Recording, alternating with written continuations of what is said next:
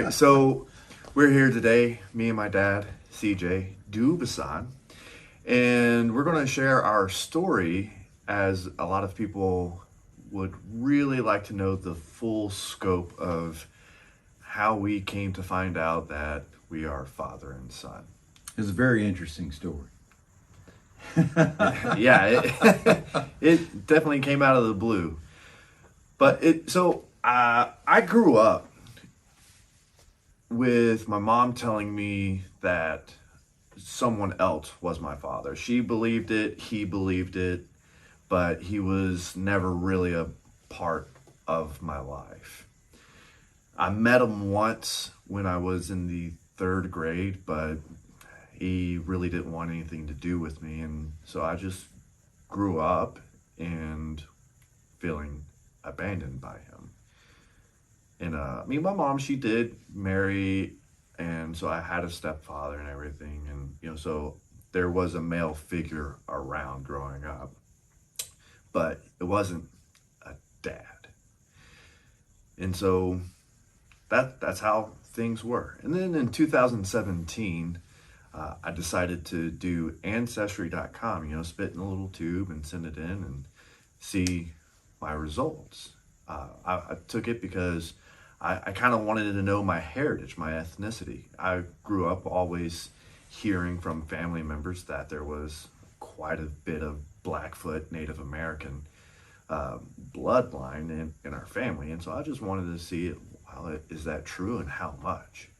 Well, I got my results back and turns out just white. Super white. Super white. European. Yep. Yeah.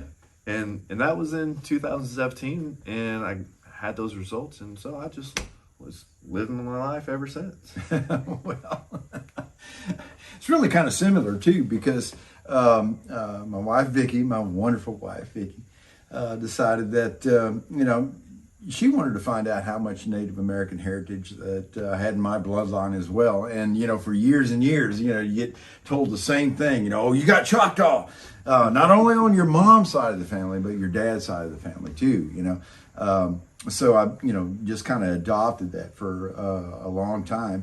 And so decided one day we'd go ahead and spit in the tube and find that out. And it was just last year, I think it was October, around that time, or November. Anyhow, we got the results back, and I'm looking for these Indians, and there is none, none, not a bit, zero.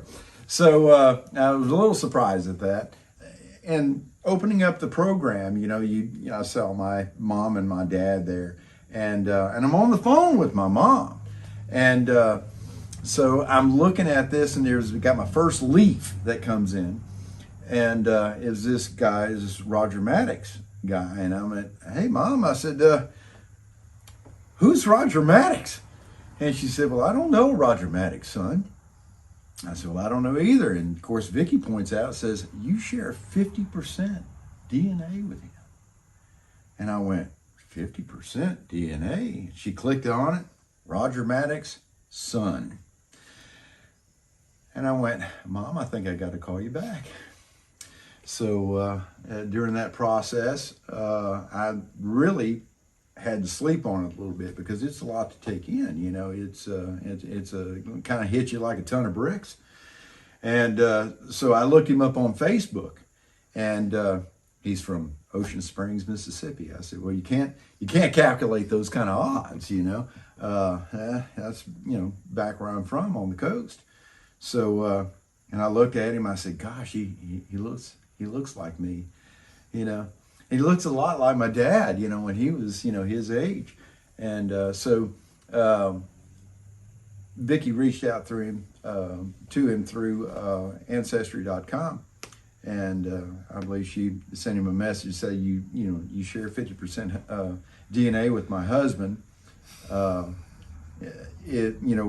I think you guys need to have a conversation, and you received that. Yeah, and that just threw me in a whirlwind of emotions, because the guy that I grew up with thinking was my father, earlier in the year he had passed away, and I even went to the funeral, and I cried like a little baby, because then that was a door completely shut. And so, but I had closure, and so I had closure of all the abandonment issues that I had growing up and still dealing with as an adult.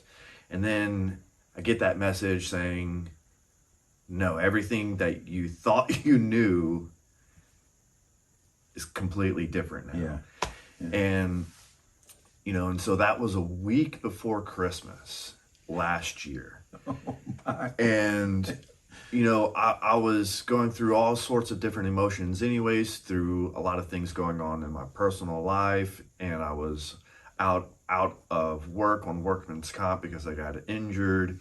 And, and so I just didn't need one more thing to an already bad year.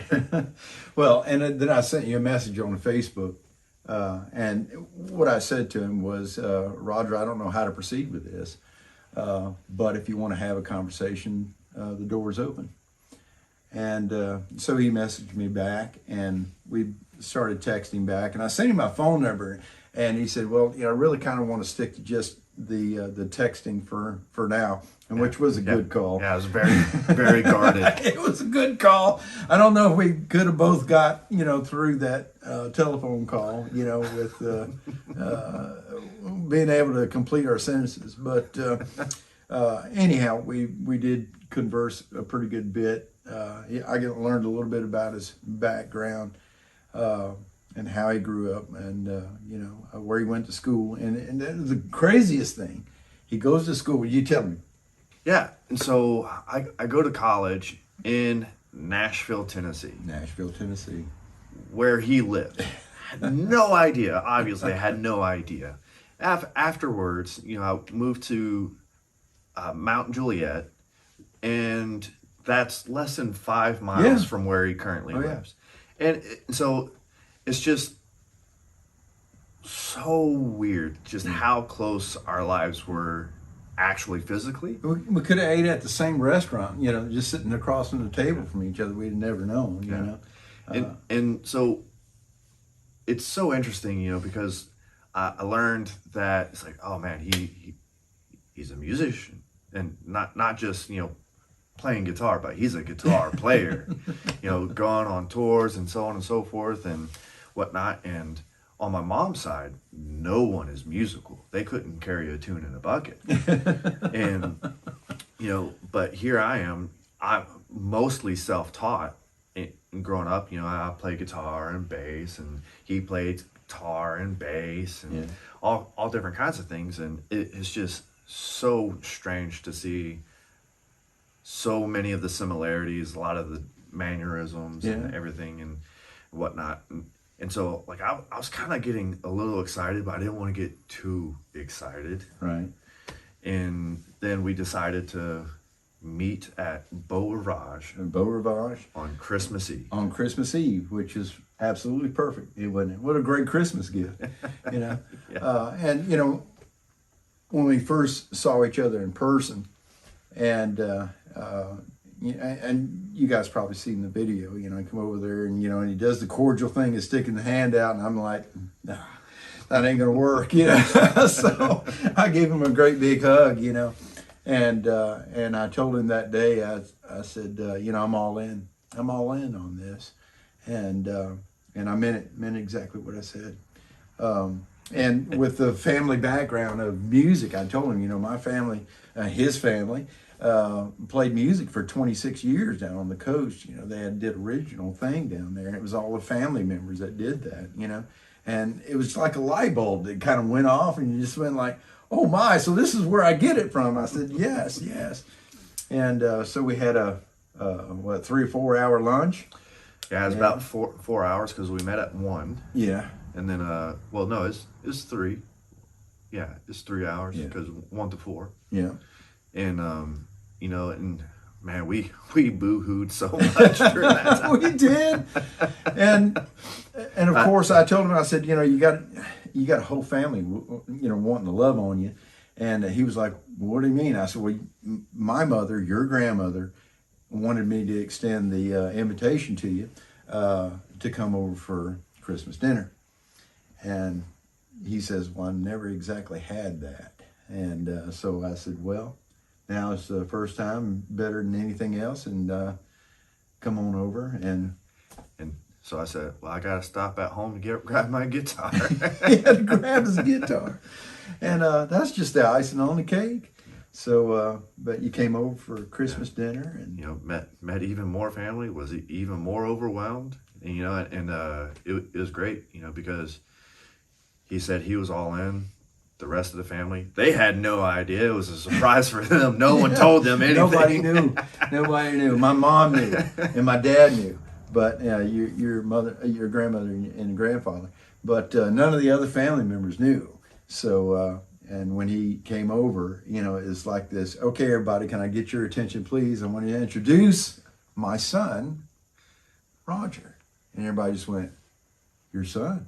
You know? So it was a big surprise to them as well. But And it's been a wonderful year. That very first day, he said he's been all in, and he kept his word. He's not only just been all in, you know, through constant communication, but like he travels to see me do the things that I'm good at. You know, he's traveled several hours just to hang out for a couple of hours. oh, sure, You know, watching yeah. me do jujitsu Yeah. and stuff, and been very supportive. He's been giving me some great advice. He's giving me some Tonka trucks. Well, you know, you don't get a chance to do that, you know, if you haven't, you know, known each other for all your lives. So, you know, father and son, you know, it's just kind of like a rite of passage, right? You got to get the Tonka truck, you know, and we'll work on the Red Ryder BB gun later on.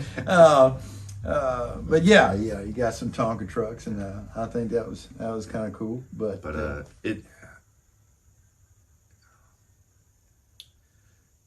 the best thing is being able to say that I have a dad, and one that cares for me, loves me, and that will be there.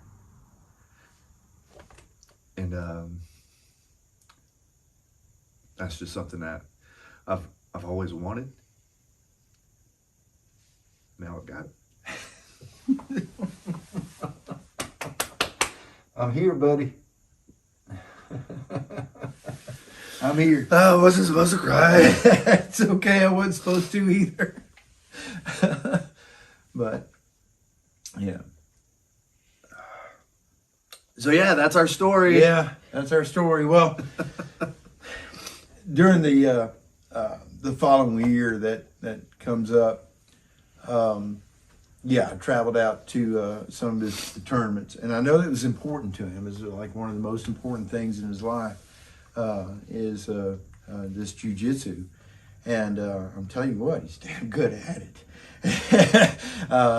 And you know, he went to Worlds a couple of times, the World Championships, and still working on that aspect of it.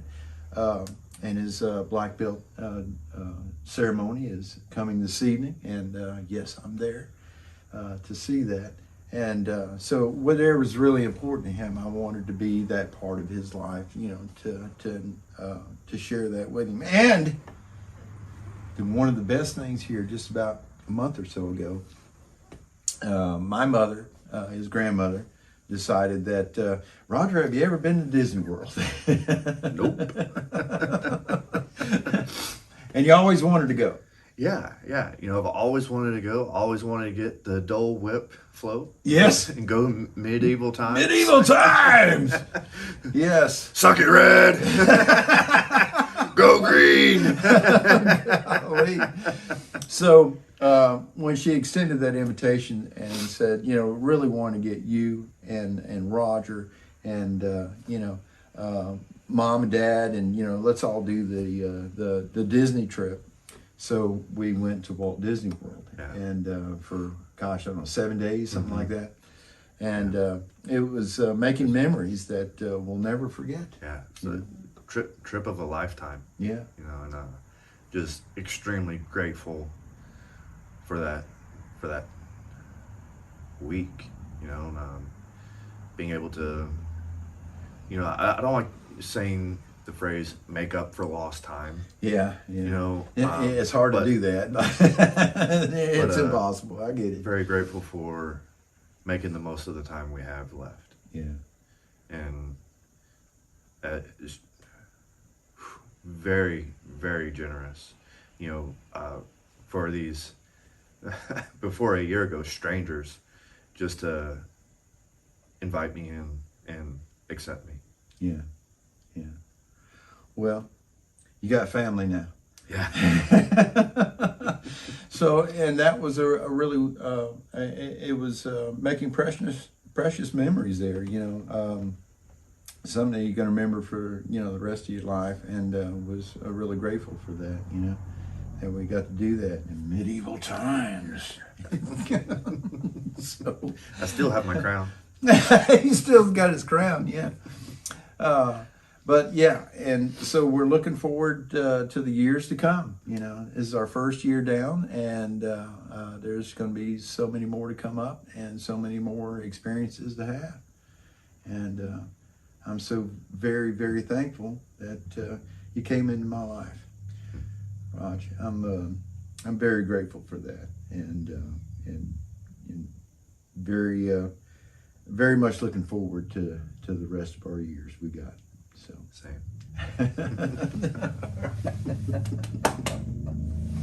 we see y'all.